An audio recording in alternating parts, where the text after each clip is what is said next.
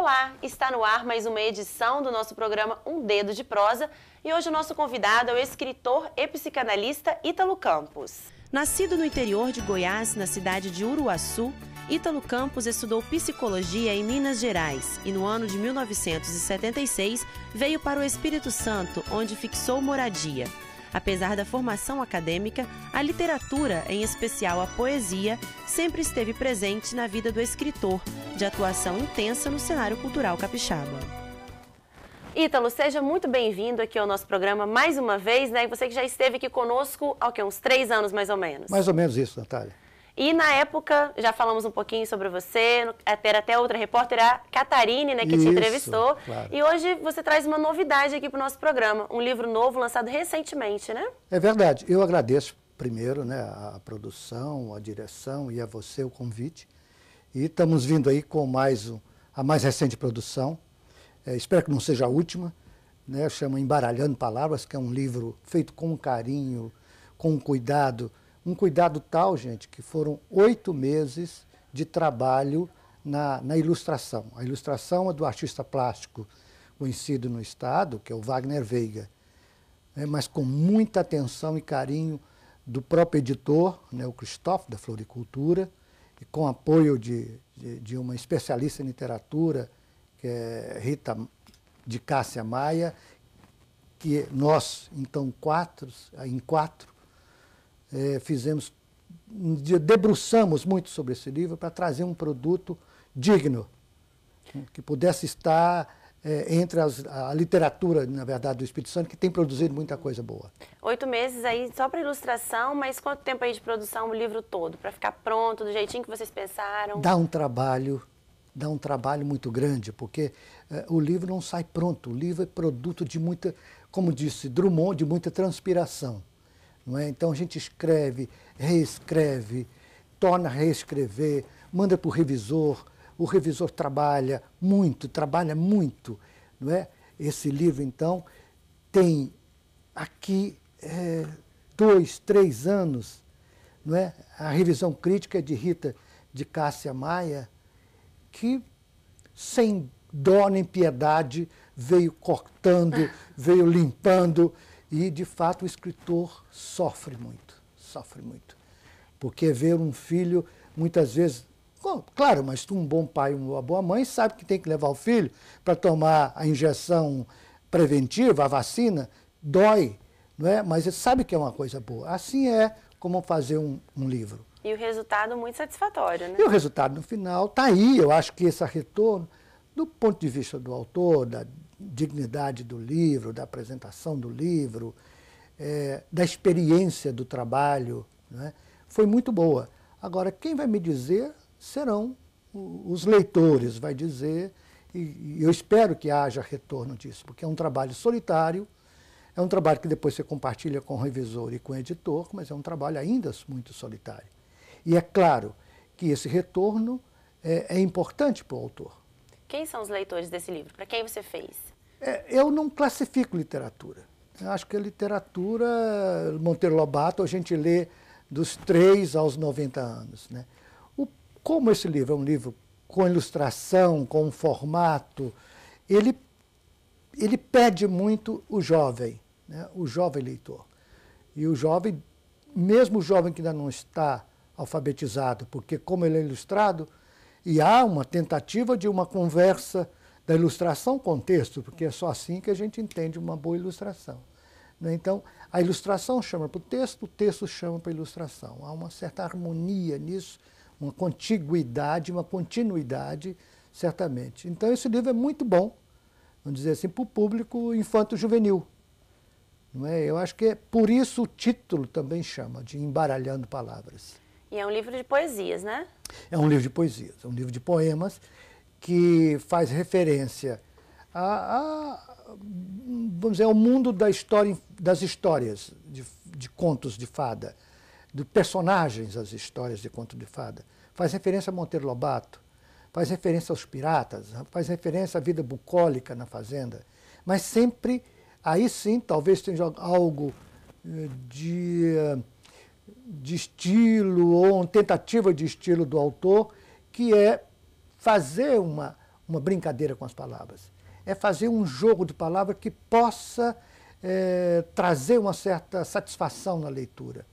Que tenha assim, alguma coisa como um xiste, que pega uma certa surpresa, né, promove um certo equívoco, porque é isso que a palavra não humaniza, é quando ela certamente ela é flexível, né? Ela favorece a duplos sentidos, isso que nos humaniza.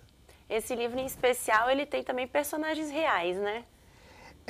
Os personagens, o livro é dedicado, na verdade, o livro é dedicado às duas crianças que me são muito queridas, né? Júlia e Vitor, são meus netos, meus primeiros netos, eu tenho mais netos, eu ainda tenho Caio e tenho Isadora, mas o Júlio e Vitor são os mais velhos, e a eles eu dediquei esse livro.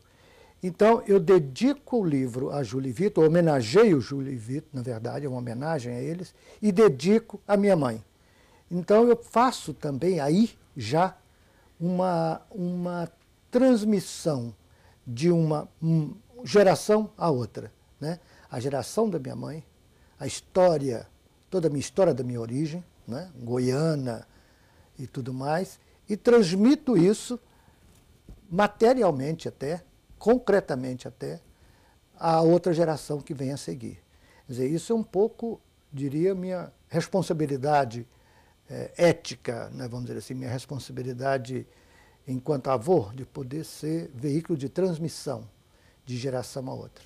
Nesse mundo que a gente vê que está um apagamento das gerações, né? Todo mundo quer ser igual, não há mais velho, não há mais novo, todo mundo vestindo do mesmo jeito, né? Uma coisa meio complicada. Os jovens cada vez mais adultos, né? E essa mistura e os adultos, mesmo, e né? os adultos querendo ser jovem, querendo rejuvenescer, negar, pelo menos aparentemente. Negar a história, negar a geração, sabe? Negar o outro tempo, que é fundamental, né? Um tempo passa, outro tempo surge. É isso que faz futuro. E é isso que faz, certamente, esperança. Não é? Há sempre uma tentativa, e aqui é uma esperança. A esperança da nova geração que ela continue com a palavra, embaralhando as palavras, que continue essa nova geração. Esse livro, novíssimo, né? Já está nas livrarias, as pessoas já têm como adquirir, ter acesso? Tem. Esse livro foi lançado no Espaço Cultural da Escola de Inglês e Ases, e esse livro já está nas livrarias da cidade, né?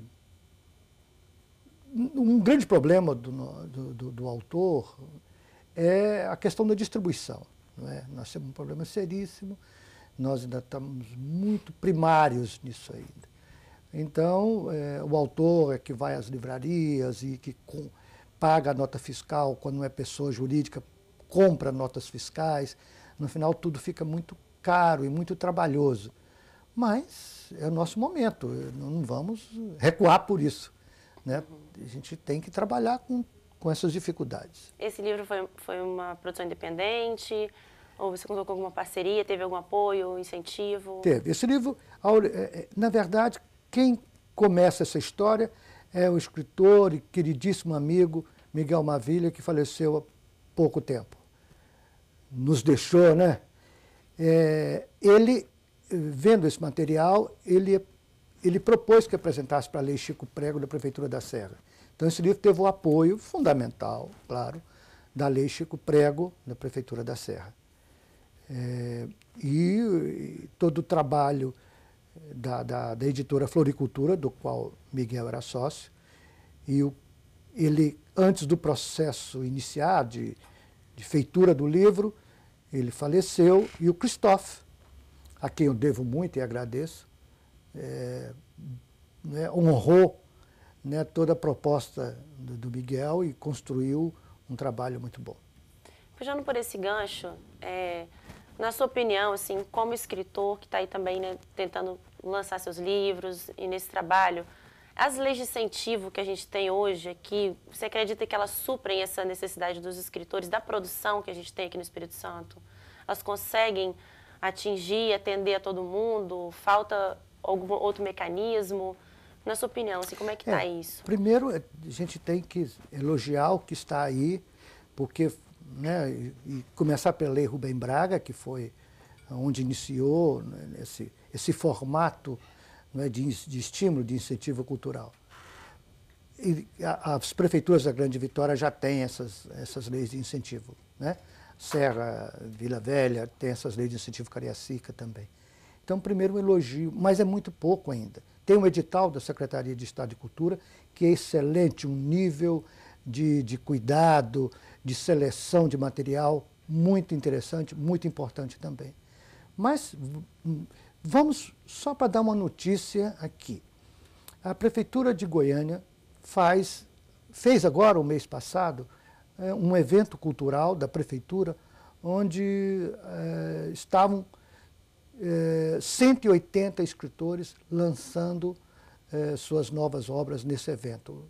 Tem um nome prosaico, um nome interessante, de Semana Cultural, mas tem um nome bonito, quase tão bonito como Dedo de Prosa, alguma coisa assim. Mas 180 autores lançando seus livros nessa Semana Cultural de Goiânia. E olha que Goiás tem, da cultura branca, da cultura paulista, bem depois, quer dizer, tem uma história mais recente desse ponto de vista. Nós temos uma história maravilhosa, soterrada certamente, né? Nós somos 200 e poucos anos mais velhos do que Goiás. Vitória é 200 e poucos anos mais velha do que Goiás. Então, nós estamos em débito. Estamos em débito com a nossa história, com a nossa sociedade. Precisamos de mais formas, espaços culturais. Precisamos de formar leitores. Precisamos de formar gosto pela leitura, pela cultura, pela arte. Não é? Quer dizer, claro que todas essas iniciativas que as prefeituras e o governo do Estado, né, já vêm fazendo, de trazer grandes obras, grandes artistas, a proposta do Cais das Artes, isso tudo é um alento e aponta de que estamos caminhando. Mas não estamos ainda satisfeitos. Precisamos de que essa caminhada possa, com esse passo, ser um pouco mais apressado, e não só dos espaços, não só da estrutura física, é um reconhecimento da importância fundamental da cultura. Quer dizer, o processo civilizatório, ele acontece porque há algum elemento cultural, no sentido da sublimação, no sentido de que isso é que humaniza o ser humano. Então, se abandonarmos a cultura, a produção, a arte, a produção cultural, a arte, nós vamos cair na barbárie. Quer dizer, os animais não produzem arte nem cultura, também não produzem religião, política, não é nada disso. Então, o que caracteriza o ser humano e humaniza o ser humano nasce, ele é formado na relação, esses elementos importantes que formam a subjetividade. Então, se nós não tivermos cuidado com a cultura, nós não teremos mais nada, estamos no fim dos tempos. Não é só dar o espaço, incentivar a produção, mas também incentivar o leitor, né? Criar essa pessoa. Isso, o valor da cultura. Na verdade, é considerar o valor na cultura. E não ser apenas, vamos dizer assim, uma estratégia ou uma tática do político de atrair determinada faixa de eleitor com um discurso da cultura, mas, na verdade, isso está lá em último lugar nas prioridades de governo. Né? Quando a cultura, na verdade, para o bem das futuras gerações, devia ser uma das primeiras prioridades de governo. Até, claro, isso repercute na vida econômica, na vida social, né?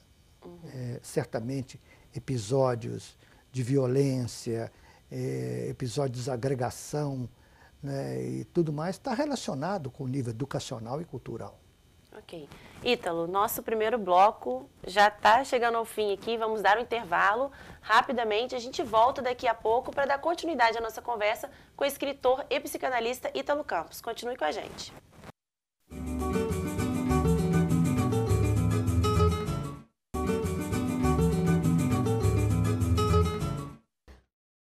Olá, estamos de volta com o programa Um Dedo de Prosa. No segundo bloco, agora para continuar a nossa conversa com o escritor e psicanalista Ítalo Campos. Ítalo falava aqui com a gente, né, um pouquinho do panorama cultural do nosso estado, a produção, a distribuição, algumas dificuldades e necessidades para que isso melhore, né, incentive a leitura também no nosso estado. E aí a gente falando sobre cultura, Parece uma notícia interessante, né, sobre o varal, que é uma criação sua. Queria que você falasse um pouquinho sobre isso. Acontece em Manguinhos todos os anos, mas esse ano tem uma novidade, né? O Varal da Poesia é o único sarau, né, estável, né, que vem acontecendo desde 1999 e que é produzido, executado brilhantemente por Sueli Marlot, do restaurante Estação Primeira de Manguinhos, em Manguinhos, né? Esse evento, na verdade, o formato dele saiu da minha cabeça num dia de inverno, porque aquele lugar deles é mágico, né? O vagão em Manguinhos. Vagão de grandes histórias, que quem é da Grande Vitória sabe muita coisa do vagão.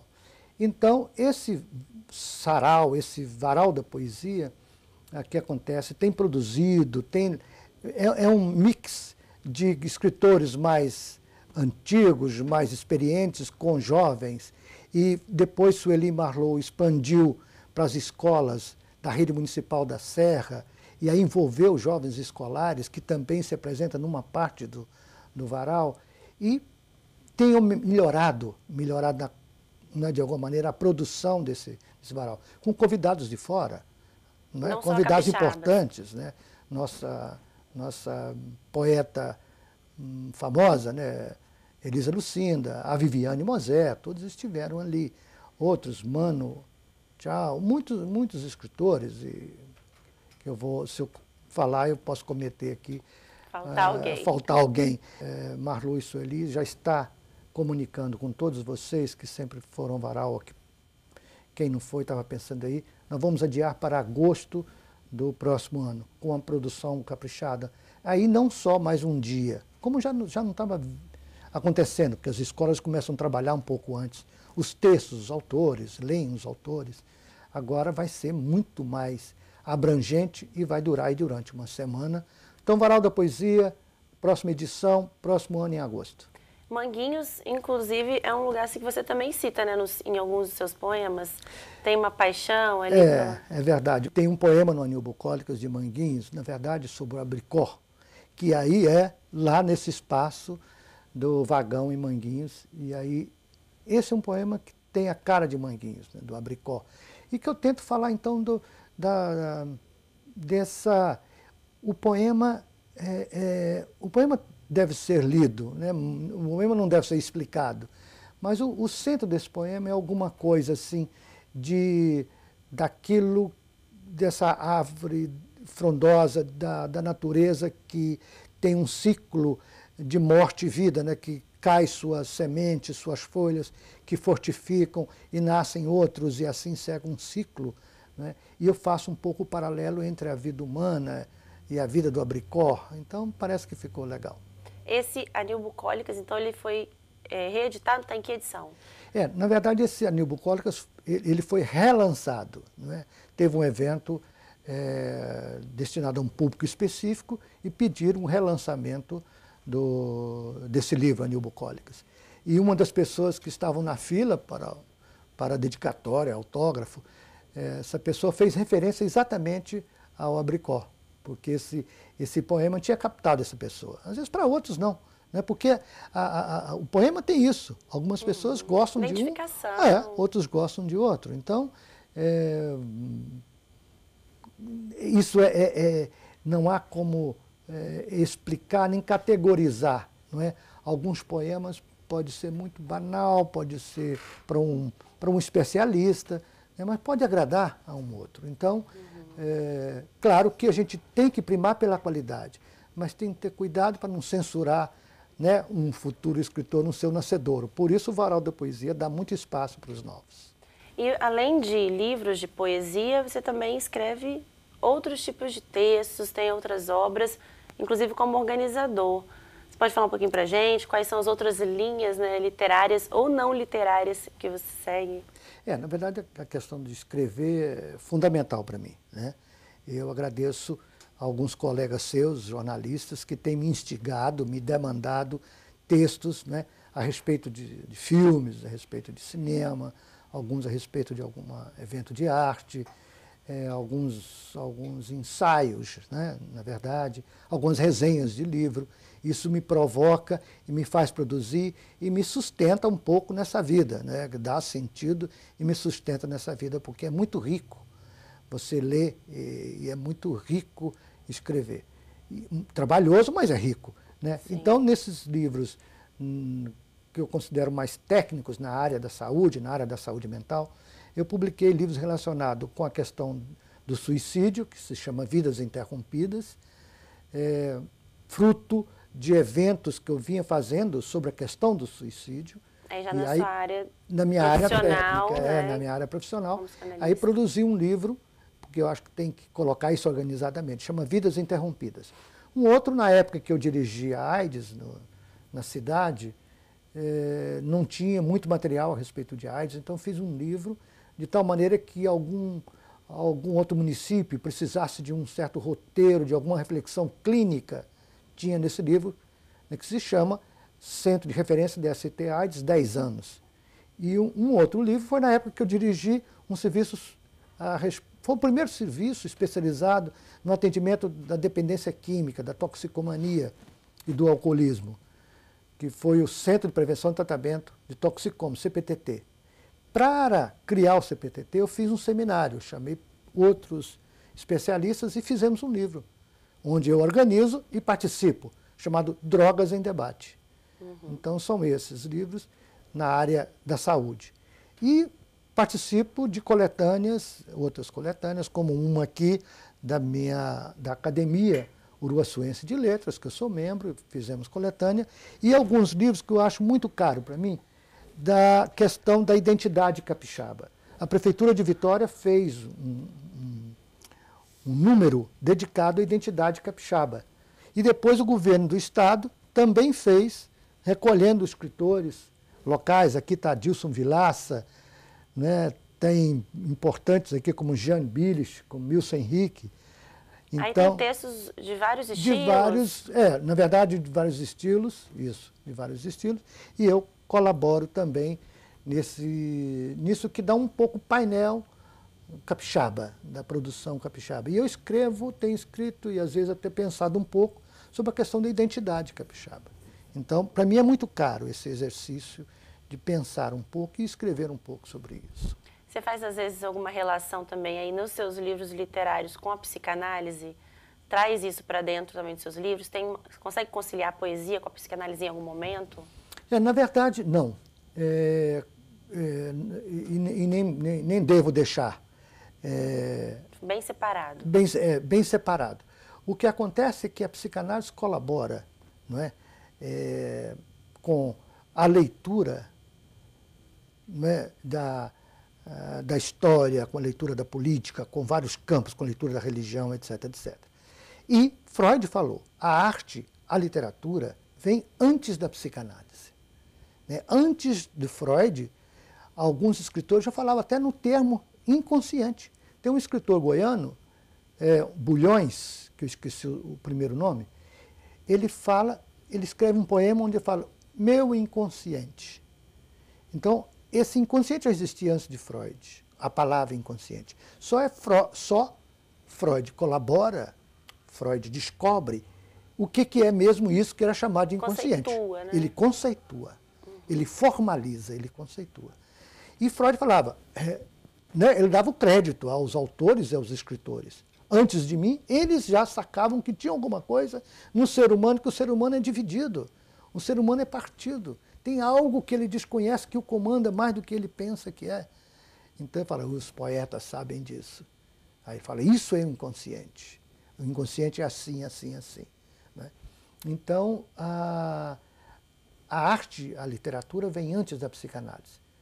Então, na minha produção, eu espero não estar trazendo nada de psicanálise no texto. Né? Quer dizer, porque o texto seria um texto aí contaminado de teoria ou de clínica, e não é isso a literatura, não é a ideia. E não é literatura. Então, na verdade, quando eu escrevo os outros livros, ou os ensaios que eu faço técnicos, sim. Aí sim. Posso até, claro, a poesia me empresta, e agradeço muito, uma certa literalidade no texto técnico, uma certa facilidade no texto técnico. Discorrer, escrever. Isso, que pode deslizar um pouco melhor. Estou longe ainda, estou bem longe ainda. Não ficar aquele texto também tão duro, apesar de exatamente, técnico, né? Mas estou bem longe ainda de ser um escritor com essa facilidade de trazer a poesia para dentro do texto. Mas quero chegar lá um dia, estou escrevendo. Bom, acho que para a gente poder fechar com chave de ouro aqui essa conversa, queria que você falasse um pouquinho sobre seus planos. Tem alguma coisa na manga já preparada, algum trabalho em andamento, alguma novidade, alguma novidade para a gente em breve? Tem, Natália. Eu estou preparando, junto com o doutor em literatura, professor da UFES, Orlando Lopes, escritor, poeta, um poeta fantástico. Ele está me dando o prazer de trabalhar comigo um próximo livro que deve sair no início, março, por aí, do próximo ano. Eu acho que vai se chamar Elegia. Orlando Lopes achou que esse título fica bem. E Orlando Lopes é mestre, então eu tenho mais aqui... Acatar. Acatar. O mestre fala, eu tenho que acatar. Então, em março, por aí, quero apresentar a vocês, a cidade, esse livro de poemas chamado Elegia.